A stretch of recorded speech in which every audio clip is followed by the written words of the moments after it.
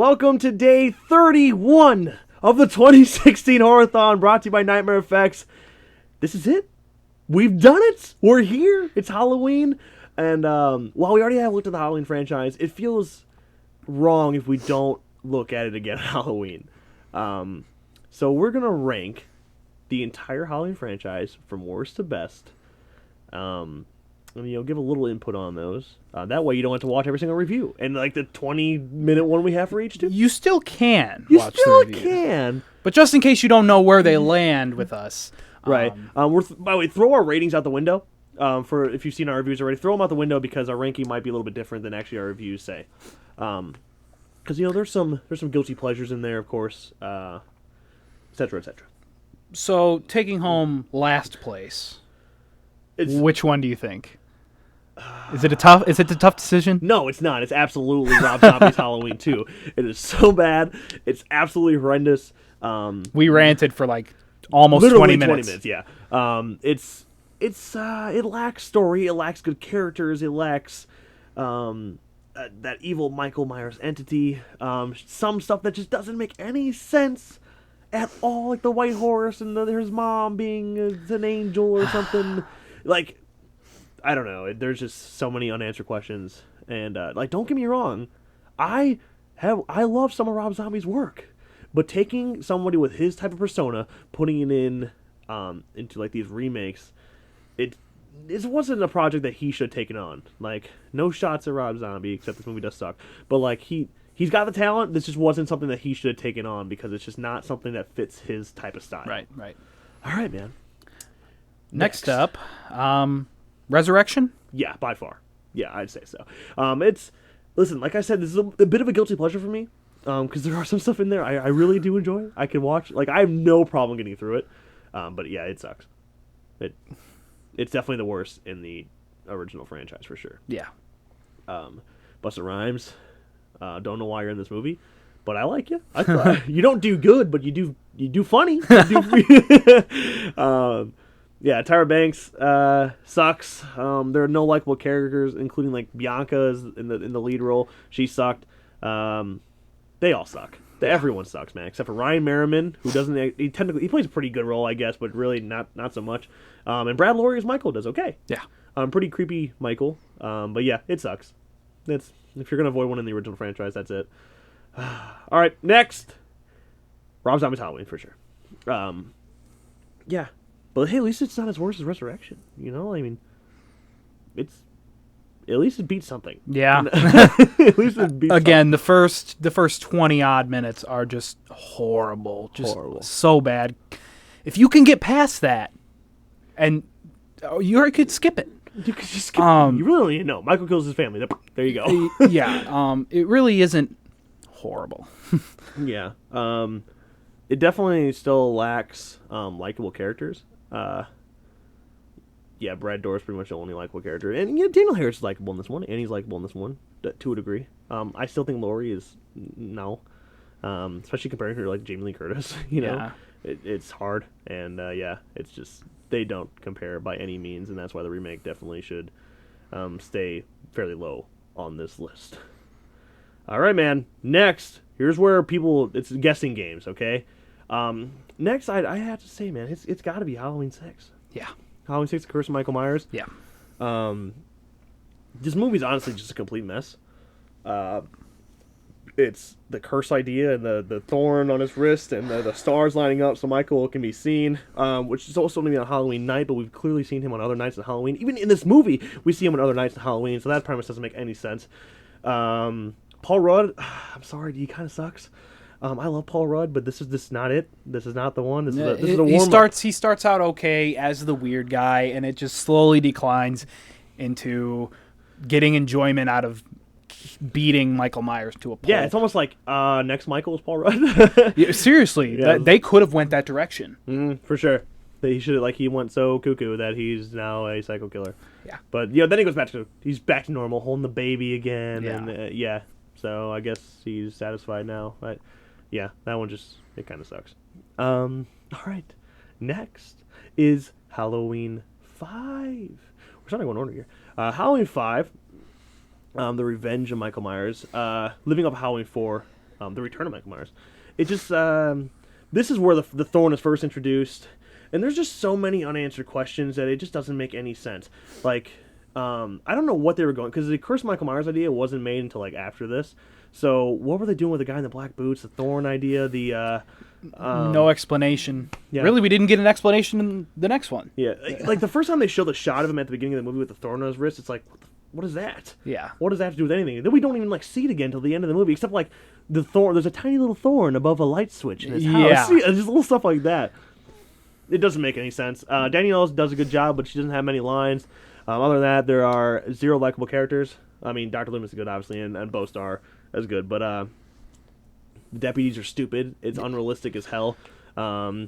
We kill off Ellie Cornell as Rachel in a really shitty way, if you're asking me, and that was stupid. Yeah, just not. It's not nearly as good as Halloween 4. That being said, next on our list is Halloween 4. Yeah. The Return of Michael Myers. This one's pretty solid for the return of Michael Myers. You know, we slide away from the story. Fans hated it, and so he had to come back, and they did a pretty good job. Yeah. Like I said, the opening credits for this movie, amazing. Like, perfect. It should be on like the top 5 list for opening credits ever. And then it has the Halloween vibe. Okay. Michael as an entity it's there to a degree, but the family line, the story with the family and stuff, it's kind of eh. And then I hate the mask. I think it's the worst mask in the entire franchise. I think it's really stupid. Yeah, but it's okay. Danielle Harris, great. Yeah, Danielle Harris.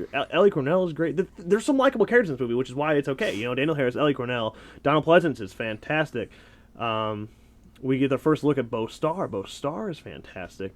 It's just there's some likable characters in there, which is why it's still high up on the list. But next, believe it or not, man, it goes to Halloween 3, Season of the Witch. Definitely one of the best sequels. Okay, yeah. I know Michael's not in it. I'm sorry, hardcore Michael Myers fans that don't like Halloween 3, but this movie's good. It really is. It's such a good movie. Tom Hackins is fantastic. It's an extremely original idea. It's kind of it's something that as an anthology series, they would have stuck with the idea. Oh, yeah. It would have been awesome, and Halloween would still be going today. The problem was you had Halloween 2.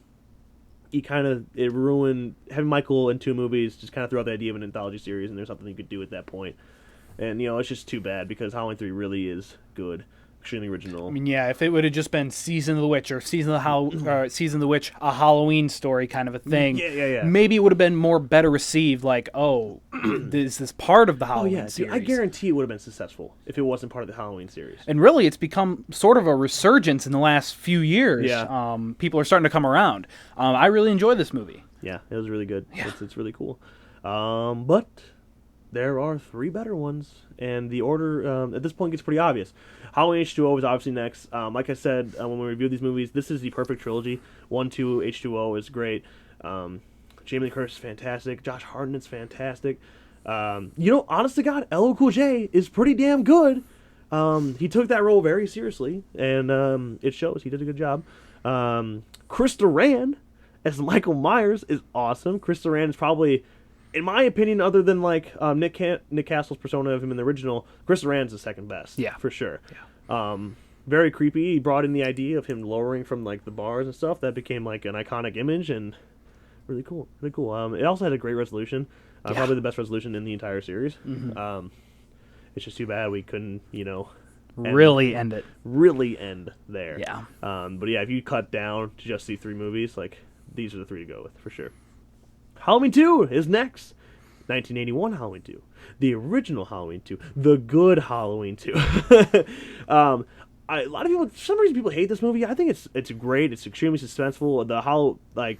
The hospital presence is really creepy. Dick Warlock does a great job as Michael. 3rd best, in my opinion. Jamie Lee Curtis is great. It really is the best sequel to the original. It really just flows well. Yeah, they pretty much are just one big movie. Yeah. And that's why it's so great. And the people that say that, Jamie, don't people like this movie because Jamie Lee Curtis is in it? No. She doesn't do much. She really doesn't. She's incapacitated for half the movie. Yeah, it extremely great suspense if you're asking me. Some of the kills are great. Donald Pleasance. Donald Pleasance is great. There's some excellent monologues in there. And then even this is the first time we see the twist of that they're siblings. And it's presented really well. Some people may not like the idea that they're siblings, but you had to do something, and it was a good way they did it well. So, all right, man. Number 1. Rob Zombie's Halloween. I'm just kidding. I'm kidding.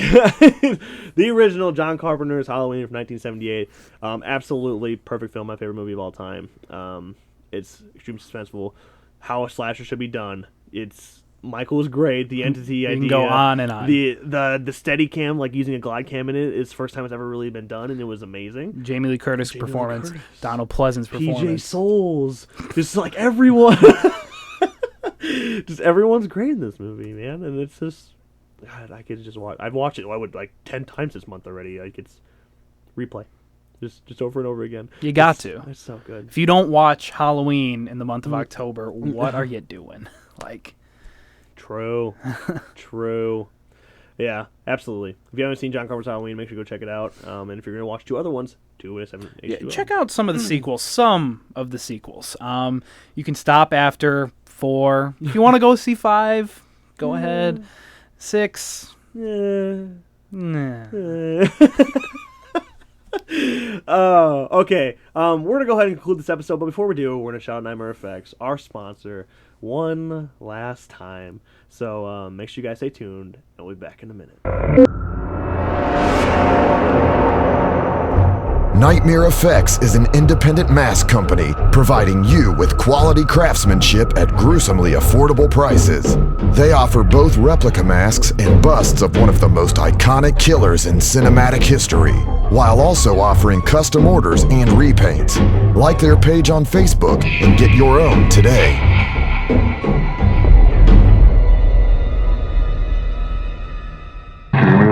Alright guys, that is going to be it from us. If you enjoyed this video, make sure you drop a like and subscribe to our channel. And thank you so much for sticking with us for 31 days of October, the 2016 Horror-a-Thon, brought to you by Nightmare Effects. And of course, thank you so much, Nightmare Effects, for making this all possible. It's been a hell of a ride getting here. It took up about 3 to 4 months of our lives. Believe it or not, this stuff takes a lot of time. We had to build this. Thank you for helping us build. Yeah. And that being said, thank you to Rachel Blook for building the set. I couldn't do it. So, yeah, a lot of people came together to make this all possible, and we are extremely grateful for that happening. So one last time, Nightmare Effects. All these masks here were made by Michael Hopkins over at Nightmare Effects. Full masks like this run at $150, while hoods run at $90.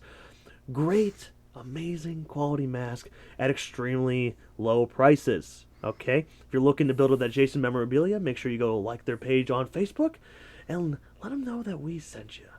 With all that being said, though, thank you guys so much for watching, and we'll see you next year.